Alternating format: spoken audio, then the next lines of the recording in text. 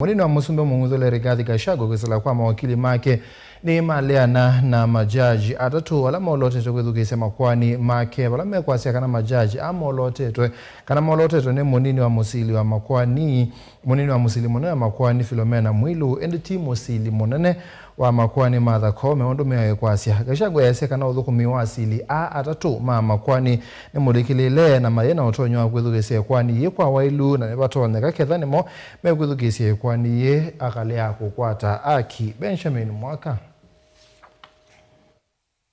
Matambia mambe kwithukisya kwani Kulea na kuvetango kuma ofisini kola munini wa president unang'uthule kuma kivila ni mbunge Rigathi Gachagua ni ambia kwe omonde vala kuma kioko sikalo iasya thukisya mathina mawokili ala meikumbila kwambia kwithukiwa kwe kwani thi na ala mawokili ni ngaliko skatani ya Rigathi Gachagua. Contaminate the sitting of this bench. Gachagua nola uvikie sikaloni masani makioko kwe omonde mwamba na atati kwa thukanyo ndongoi ya Wiper Daktari Stephen Kalonzo Musyoka kwisila mawokili make enda benchi Asili atatu Makoani ya lulu na angeo mayosa uyao kimiao aiweta Asili atatu Makoani manyuviwe ni munini wa Chief Justice Mwandu Philomena Mwilu uvathuka na miao unyuviwe ele kwa ni Chief Justice mwene Martha Koome. We are alleging that as long as the bench has been appointed by the Chief Justice who has declined to follow the fair process for purposes of appointment of the various judges to sit, there cannot be a valid appointment. Is the judiciary immune from the principle of transparency and accountability? It is not.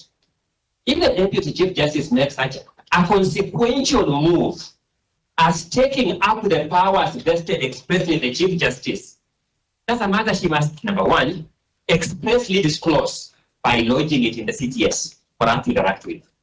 Number two, provide reasons for taking up that role in that direction. Ingi mena makulyo yulwa kikalo cha benchi Asili atatu Makoani kwe wathanthatu kitagone chengaliko sionthe kwani nithi vala Asiliano maviki ya uchwe wa kuthamisya kwambisya kwithukisya kwani kumwaka chuma ke ngina kwe omonthe wa keli. Under what circumstances the Chief Justice, the Deputy Chief Justice, authorize you to sit on a Saturday?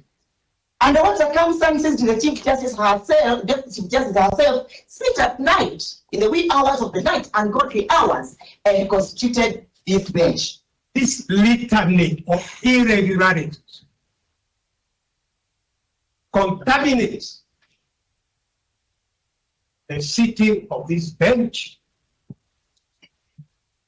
irredeemable. Gachagua weto uthukumi wa Asili atatu Makoani nulikile kiko na mathina utoni kuungamia kwani kwa withianu aiweta mwambio wa kwani nulikilwe kivindu kingi na vena utonekanu ndekwata aki undu vailite. My Lord, justice in this case, if it means anything, it must mean a very simple issue. The multiple violations of the constitutions that are already ingrained and embodied in the various applications, we cannot allow them to be completed because this is what it's all about.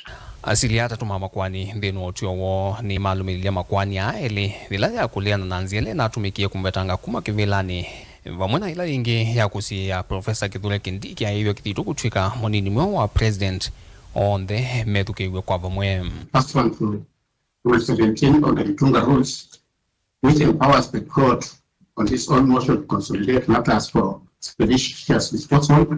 The following petitions are hereby consolidated. Vilingwa mavo kuma vamo sino ilovi jenito wa Benjamin Mwaka.